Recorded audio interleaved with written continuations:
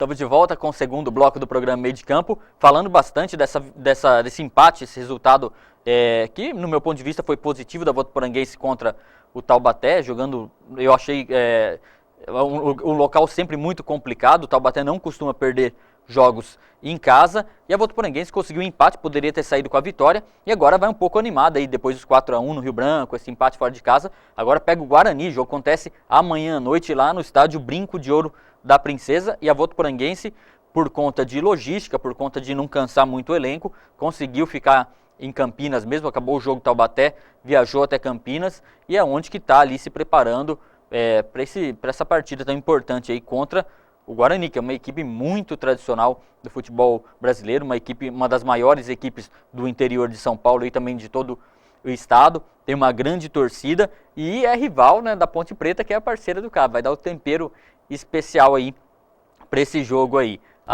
Tomara que tenha até apoio da torcida da Ponte Preta também lá no com certeza, ali a Brinco de Ouro da rivalidade Princesa. é grande, hein? Ali a rivalidade muito grande. Passa rapidamente aqui os resultados dessa rodada do Campeonato da Série A2. A União Barbarense perdeu 2-1 para a Portuguesa. Independente de Limeira e Santo André ficaram no 0-0. Empate também, Taubaté e Votuporanguense 1-1.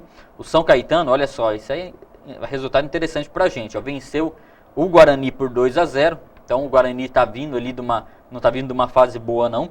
O Velo Clube, que é o próximo adversário do CAV em casa, venceu o Atlético Sorocaba por 1-0. O Batatais se empatou em 2-2 com o Bragantino. O Marília, olha só, venceu por 3-0 o Paulista de Jundiaí. O Marília é um time que surpreende também, né? Às vezes vai lá, toma uma cacetada, de repente vai, ganha bem um jogo. O Juventus e Mirassol o jogo ficou 0-0. O Monte Azul venceu o Barretos por 1-0.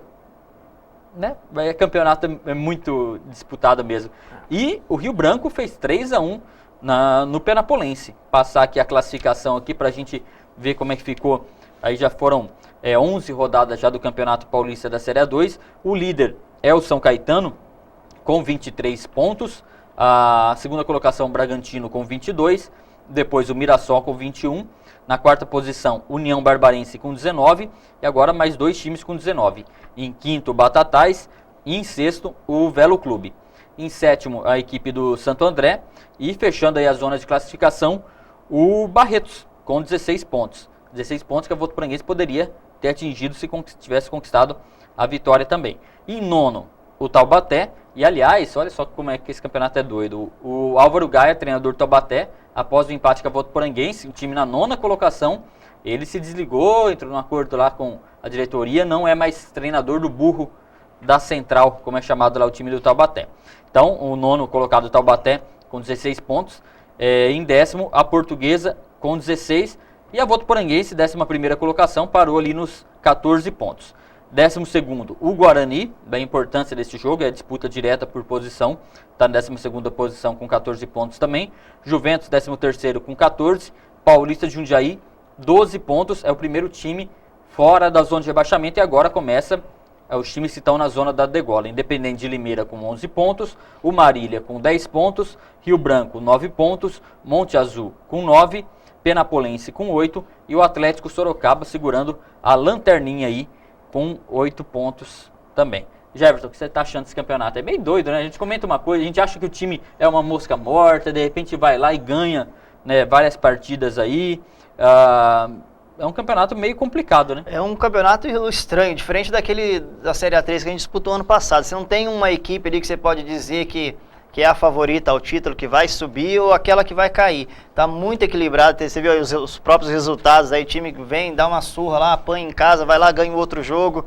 Tá complicado, não dá para entender o que tá acontecendo nesse campeonato. Uma coisa é certa, o Guarani amanhã 3-0 CAV, fácil. Aumentar a crise do Guarani, vamos empurrar o Guarani ladeira abaixo. Eu acho que tem chance. É possível. É possível, lógico que é. Até você analisar friamente a tabela, você vai ver que tem dois times que tem menor expressão nesse campeonato, que é a CAV e o Barretos. Né? Se você for fazer uma comparação com todos os outros, são os dois times que têm menor expressão de tradição e de torcida. E os dois times estão na posição intermediária. O Votuporanguense em 11º e o Barretos está em 8º. Você pega times ali, Penapolense na zona de rebaixamento, você pega o Rio Branco na zona de rebaixamento, rebaixamento, são times que disputaram a primeira divisão muitos anos. Então, o campeonato realmente está aberto, mas eu creio mesmo que a CAV vai continuar nessa 2 aí.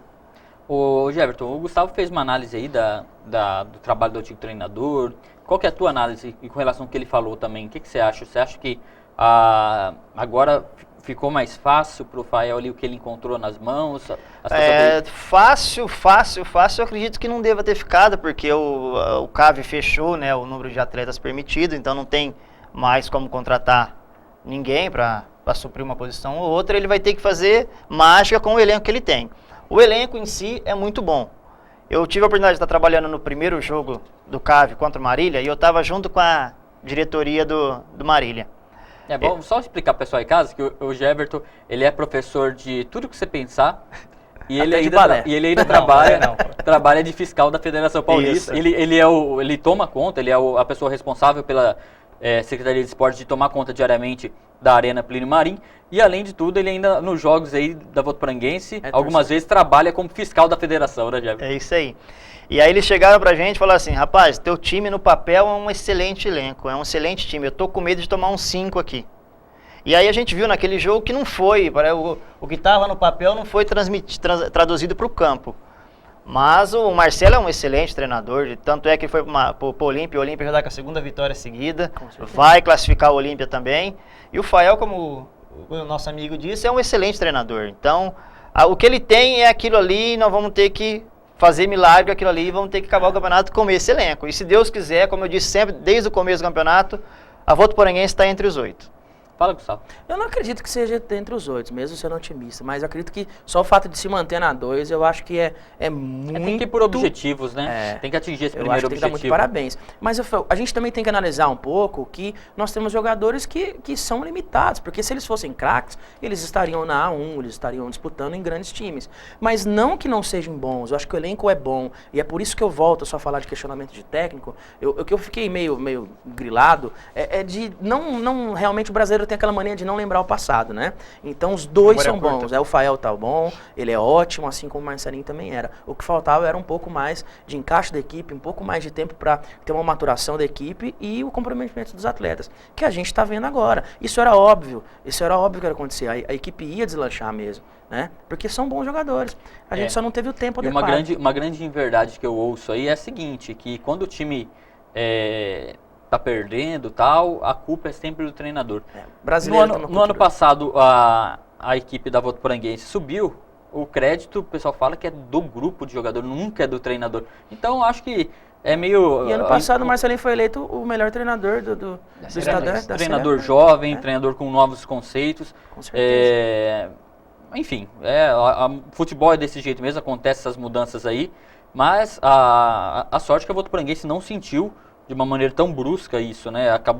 A gente percebe que que na verdade a gente está tentando avaliar o time do CAV ainda, 11º jogo, tentando avaliar, porque oscila muito, né?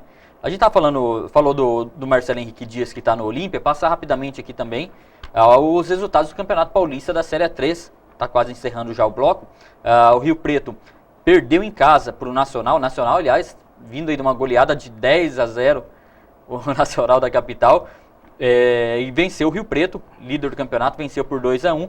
O Atibaia e o Flamengo de Guarulhos empataram em 0-0. Noroeste de Bauru perdeu em casa para o Grêmio Catanduvense, muito bem no campeonato o Grêmio Catanduvense. Itapirense fez 4-3, jogão de bola no São José Futebol Clube. O Olímpia fez 2-0 no FFC. FFC está lá, desolado lá na zona de rebaixamento. Há uma pena mesmo, o time que acabou de subir tão fraco, né? Um time tão sem força de reação, levando uma pancada atrás da outra, ou empata ou perde no campeonato. O Grêmio Osasco empatou com o Guaratinguetá 1-1. A Inter de Limeira fez 4-1 no Comercial de Ribeirão Preto. A Matonense fez 2-0 no Sertãozinho.